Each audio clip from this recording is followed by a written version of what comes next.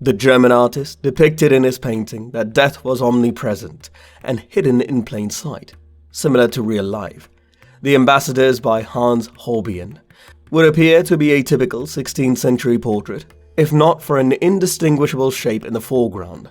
When viewed from a different angle in the bottom right corner of the painting, this shape reveals itself to be a skull, a visual representation of the phrase Memento Mori.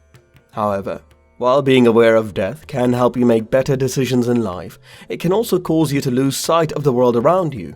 You can't see both images simultaneously. At first glance, Hans Holbein the Younger's The Ambassadors appears to be a straightforward 16th century portrait. However, two prominent European and French diplomats based in London were made to look their best. They stand tall and proud in peacock-like ceremonial garb, surrounded by prized possessions indicating their status. Persian rugs and miniature globes indicate they have traveled extensively. In contrast, musical instruments and sundials indicate an interest in art and science. Nothing about his painting appears to be particularly unusual, that is until you look closely at the foreground, where you will notice a strange, elongated object imposed in front of and on top of our ambassadors and their belongings, drawn from a completely different perspective than the rest of the painting. It is almost indistinguishable to the viewer and appears to have crashed into the composition from another dimension. The ambassadors are on display at the National Gallery in London, and the room in which they are displayed is unlike any other, which means that the room is as special as the painting. Instead of looking at the painting directly, most visitors congregate in its bottom right corner. The ambassadors are no longer discernible from this distorted perspective, but the shape in the foreground is now clearly visible and representative. The object, it turns out, is a human skull, propped up against the table's leg, directly between the two ambassadors. This technique, known as anamorphosis or distorted projection, was popular during the Renaissance. Leonardo da Vinci was the first artist to attempt to incorporate an understanding of optics into his work.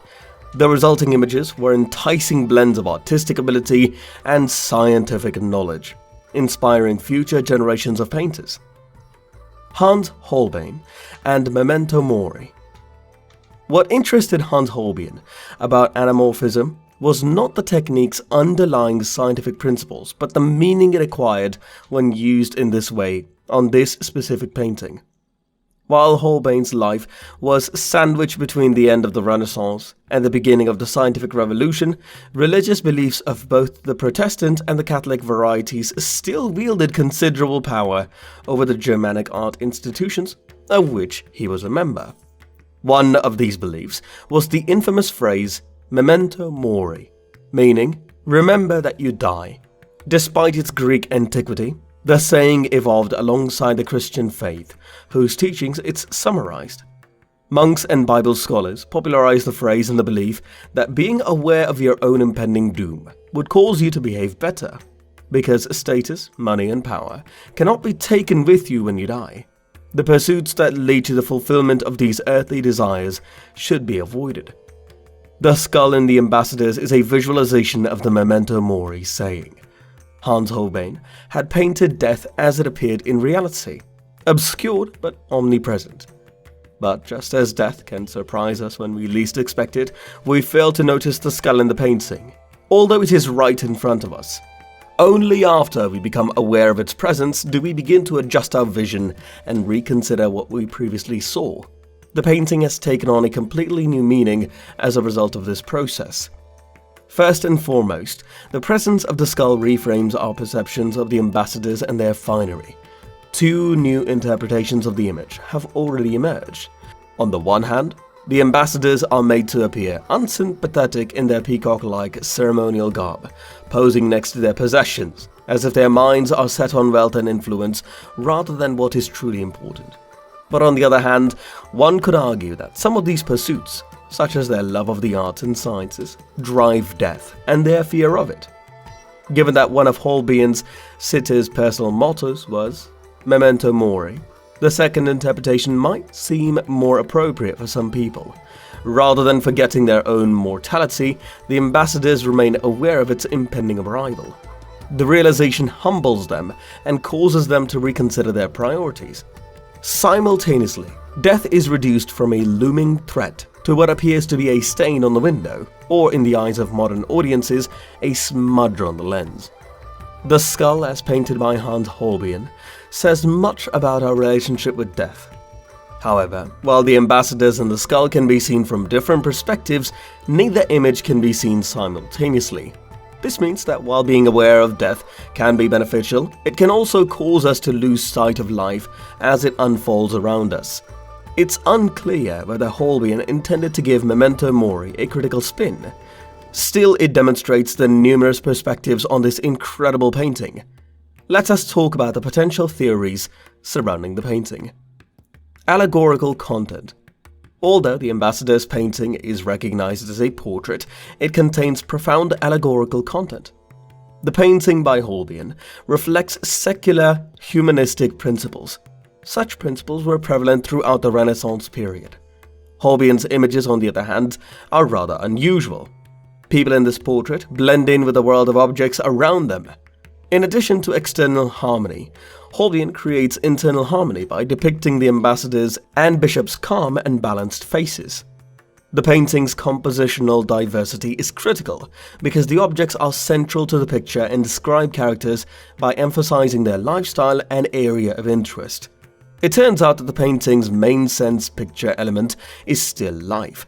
It unites two people while also emphasizing their individuality, which characterizes the era. The lute, compasses, math textbook, globe, and other items could be found on shelves. Music, geometry, mathematics, and astronomy are examples of the subjects that show these people's versatility and education. Furthermore, it reflects historical achievements, particularly great geographical discoveries and advances in astronomy and mathematics. Reading pictures. There is another theory or interpretation of the painting. Let us tell you about that. Portraiture and patronage in the 16th century were not restricted by modern distinctions such as public and private, secular and spiritual, individual and corporate. In Renaissance society, these goals were not absolute but inseparable. Portraits were expensive and luxurious commodities that served as visual self-fashioning, announcing the owner's wealth, refined intellectual tastes, social political prestige, and conspicuous consumption to improve social position. Simultaneously, the depiction, pose, and surrounding symbolic or allegorical attributes reflected the sitter's character and interests, personal ties, and self-perceptions. The ambassadors endows its sitters with a powerfully tactile presence, with the artist taking great care to capture textures with such realism that the instinctive urge to stroke the sitter's fur and velvet robes, finger the carpet weave, and carved instruments must be consciously fought. In addition, the fact that they are painted life-size, which is unusual for a portrait for the time, indicates that the men themselves, rather than their surroundings, are the primary focus of the painting. Now that you know about the painting, let us tell you a little bit about the painter too. Hans Holbein, the Younger, was a German, Swiss painter and printmaker who worked in the Northern Renaissance style and is regarded as one of the greatest 16th century portraitists. He also created religious art, satire, and Reformation propaganda and contributed significantly to the history of book design. He is referred to as the Younger to distinguish himself from his father, Hans Holbein the Elder, a well-known painter of the late Gothic school. Holbein's art was highly regarded from the start of his career. A French poet and reformer, Nicholas Bourbon, the Elder, called him the Apelles of our time, a common compliment.